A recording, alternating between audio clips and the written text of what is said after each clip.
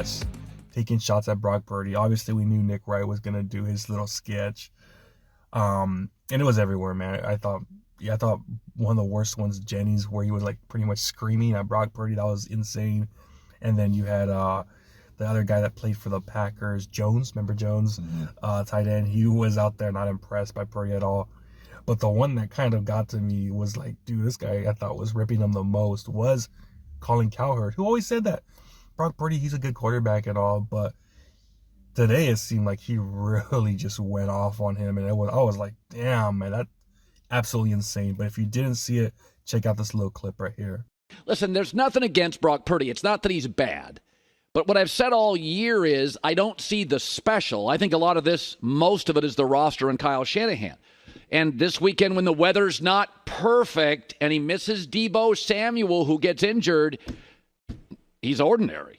The final four quarterbacks are Lamar Jackson, about to be MVP for the second time, fastest quarterback ever. Patrick Mahomes, a wizard. Number one pick, Jared Goff.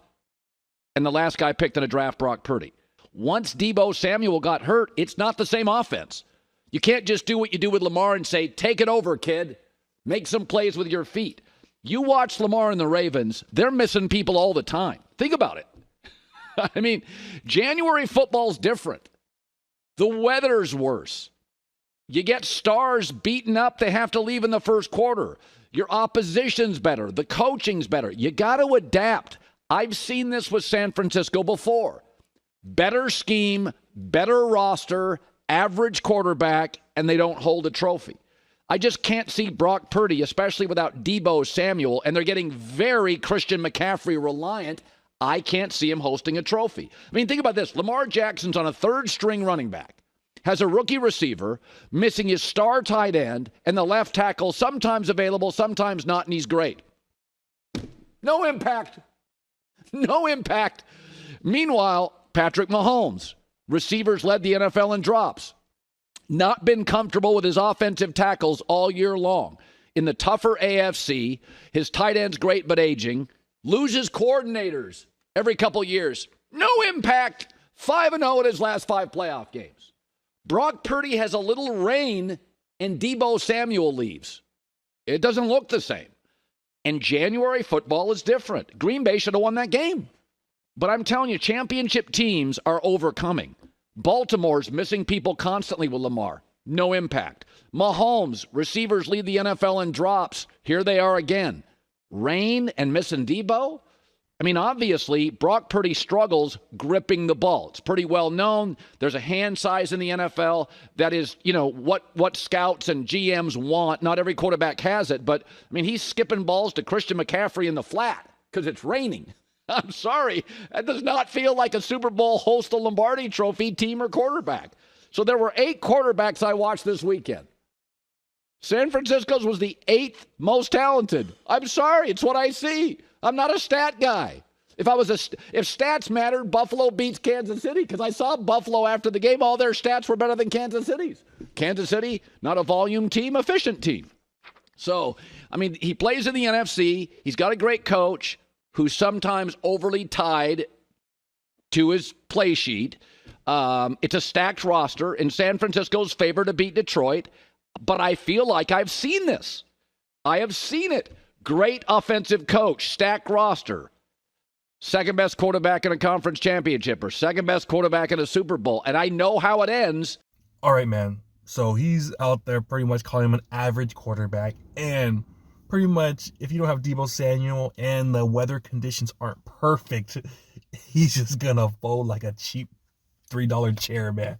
What do you think about what he was saying, man? Absolutely insane. Yeah, man. I'll get back to Colin Cowherd in a second. But, yeah, right now, this week, it seems like everybody is going after Brock Purdy. Either it's Fox Sports, ESPN, who else freaking? Everyone on the radio. Pretty much anyone on the radio, D. Everybody has been going after Brock Purdy this week. And I understand his numbers weren't the greatest, but, man, all this guy does is win football games he's in. I believe it was a regular season. He was, 25 and, 3 all-time or something? Crazy. 4, yeah. 25 and 4 in the playoffs. He's undefeated besides the one game he got booted out because he got hurt. He got one drive. That was his only loss. All this guy does is win And what else can you want from a guy? Is just to win the game. That's why you play. You play to win the game.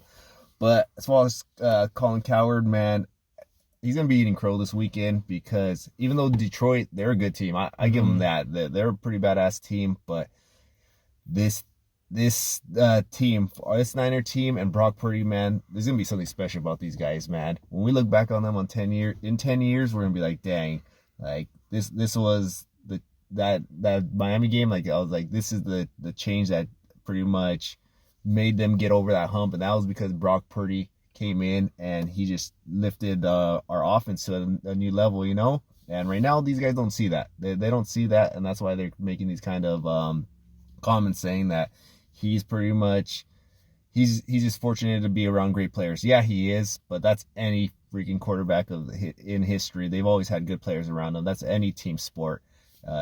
You need guys in order to be successful. A lot of times they're like, oh, it's the coach. No, it's always about the talent you have in your locker room. But then there's guys that elevate people. That's going to be your Purdy's. He's elevating Tom Brady's. We've seen what he did. He always elevated people every single year. There's just guys who are special like that, who are able to push people to that next level.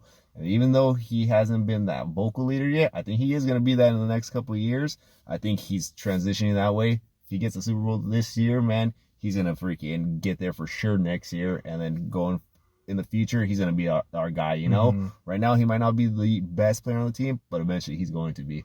Yeah, man, I tell people after the game Saturday to brace yourself because it's coming, man.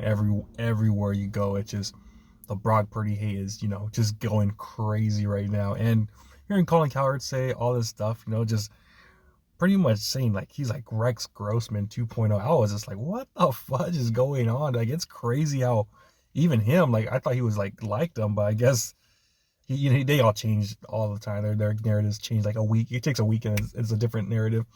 So I mean, I'm like, what the hell is going on here? It's insane to me. And going back to your point about all he does is win, I think it's a little bit different because you could say the same thing about Jimmy Garoppolo. Like, all he did was win, but like even those wins, when we went to the NFC Championship game, was it last year or 2 years ago, when he was absolutely pathetic, Brock Purdy, he didn't do that. He still made, even though everyone wants to rip him this game, he still made some badass plays. That touchdown, that 40-yard pit pass to Kittle, how he scrambled to his right and threw it on the run. That was beautiful right there.